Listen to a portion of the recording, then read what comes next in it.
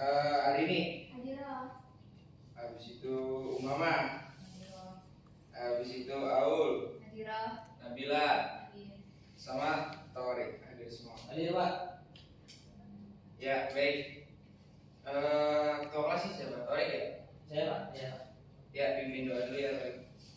Ya teman-teman, sebelum kita melakukan pembelajaran hari ini, mari kita berdoa masing-masing. Berdoa dimulai.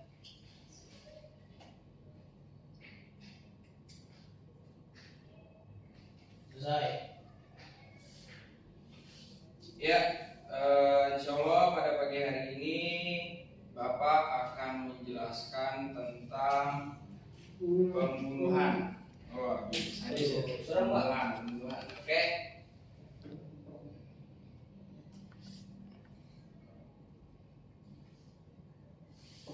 Ya, pembunuhan. Di sini anak-anak udah ada yang tahu belum pembunuhan itu apa? Membunuh Pak ya. Membunuh. Matiin orang. Iya. Ya. Bukan matiin ayam ya. Ya, pembunuhan itu menurut ulama yaitu perbuatan manusia yang berakibat hilangnya nyawa seseorang. Ya, hilangnya nyawa orang lain. Hukumnya apa? Ada seluruhnya haram. Kayak di surat Al-Isra, ini contohnya, janganlah kamu membunuh jiwa yang diharapkan Allah, melainkan dengan suatu alasan yang benar, dan barang siapa dibunuh secara zalim maka sesungguhnya kami telah memberi kekuasaan kepada ahli warisnya. Tapi janganlah ahli waris itu melampaui batas dalam membunuh, sesungguhnya ia adalah orang yang dapat pertolongan. Jadi dasar hukum pembunuhan itu adalah haram. Di sini ada macam-macam pembunuhan. Ada berapa ya? Pembunuhan itu ada berapa? Tahu nggak? Tahu ya? 3 ya Pak ya. Iya, ada 3 benar sorry. Jumhur ulama fikih membagi pembunuhan ini menjadi 3. Yang pertama yaitu pembunuhan secara sengaja.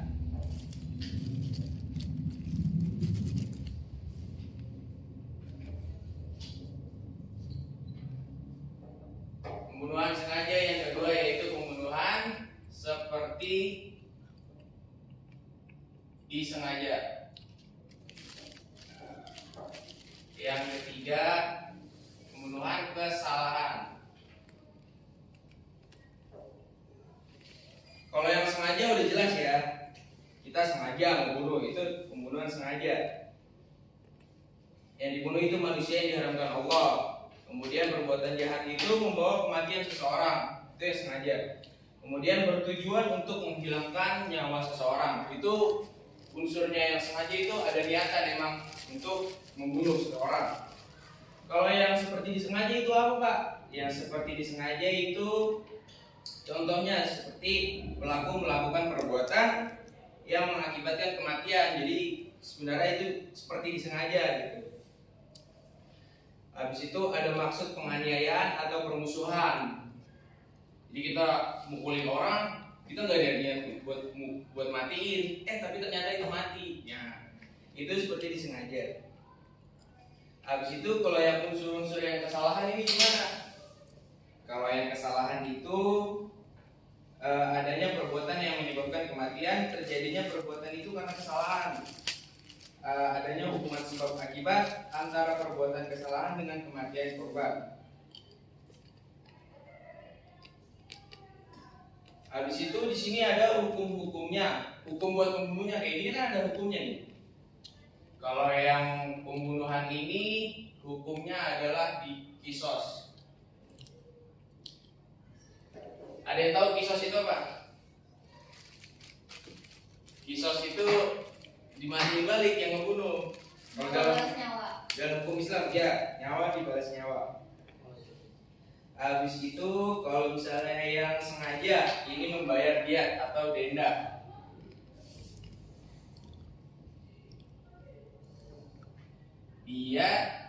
Diatnya yang kalau menyerupai sengaja ini mughaladzah besar ya. Beda-beda ya Pak ya. Beda kalau yang kesalahan ini membayar diatnya mukhafafah.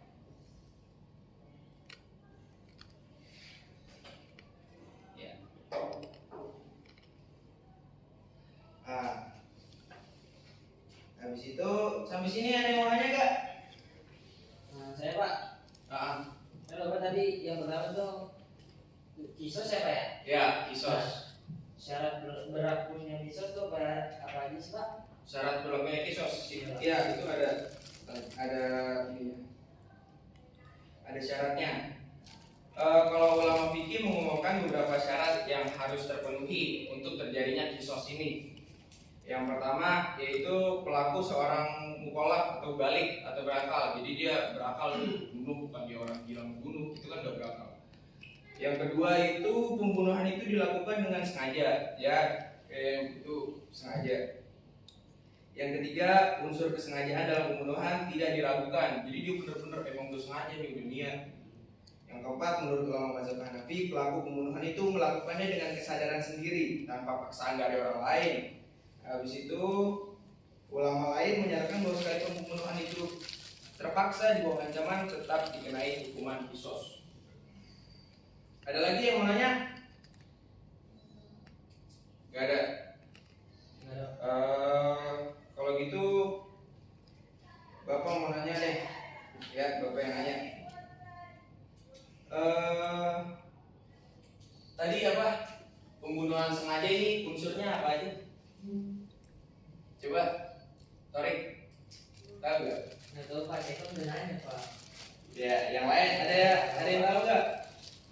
Unsur pembunuhan sengaja itu? Sudah terencana. Nah, ya tuh. Jadi unsur pembunuhan sengaja itu emang benar-benar direncanain niat oleh pembunuhnya. Oke, ini udah pembunuhan, pengertiannya udah, macam-macamnya udah, hukuman untuk si pembunuh juga udah.